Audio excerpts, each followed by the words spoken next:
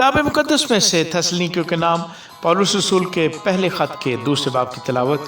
ऐ भाइयों, तुम आप जानते हो कि हमारा तुम्हारे पास आना बेफ़ायदा ना हुआ, बल्कि तुमको मालूम ही है कि बावजूद पेशतर फिलिप्पी में दुख उठाने और बेइज्जत होने के हमको अपने खुदा में ये दिलेरी हासिल हुई कि खुदा की खुशखबरी बड़ी जांफशानी से तुम्हें सुनाए, क्योंकि हमारी नसीहत ना गुमराही से है, ना नापाकी से, ना फरेब के साथ, बल्कि जैसे खुदा ने हमको मकबूल करके खुशखबरी हमारे सुपुर्द की वैसे ही हम बयान करते हैं, आदमियों को नहीं बल्कि खुदा को खुश करने के लिए जो हमारे दिलों को आजमाता है।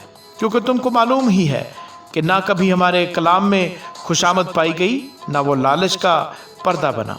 खुदा इसका गवाह है। और हम ना आदमियों से चाहते थे, ना तुमसे, ना औरों से, अगरचे मसीह के रसूल होने के बायस तुम पर बोझ डाल सकते थे, बल्कि जिस तरह माँ अपने बच्चों को पालती है उसी तरह हम तुम्हारे दरमियान नरमी के साथ रहे। और उसी तरह हम तुम्हारे बहुत मुश्ताक होकर न फ़क्त खुदा की खुशखबरी बल्कि अपनी जान तक भी तुम्हें दे देने को राजी थे, इस वास्ते कि तुम हमारे प्यारे हो गए थे। क्योंकि ऐ भाइयों, तुमको हमारी मेहनत और मशक्क़त याद होगी कि हमने तुम में से किसी पर बोझ न डालने की गर्ज से रात दिन मेहनत मजदूरी करके तुम्हें खुदा की खुशखबरी की बुनियादी की। तुम भी गवाह हो और खुदा भी कि तुमसे जो ईमान लाए हो हम कैसी पाकीज़गी और रास्तबाजी और बेअबी के साथ पेश है। चनाचे तुम जानते हो कि जिस तरह बाप अपने बच्चों के साथ करता है, उसी तरह हम भी तुम में से हर एक को नसीहत करते और दिलासा देते और समझाते रहे, ताकि तुम्हारा चाल चलन खुदा के लायक हो जो तुम्हें अपनी बादशाही और जलाल में बुलाता है।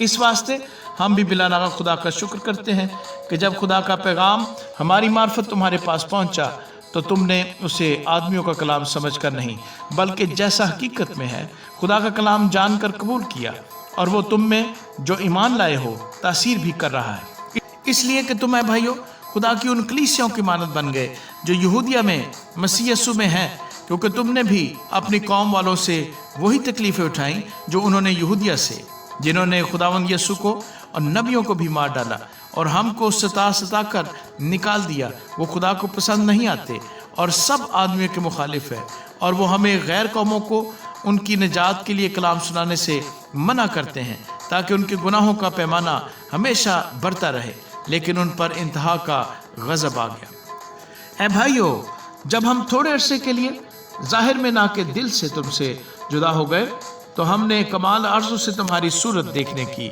और भी ज़्यादा कोशिश की।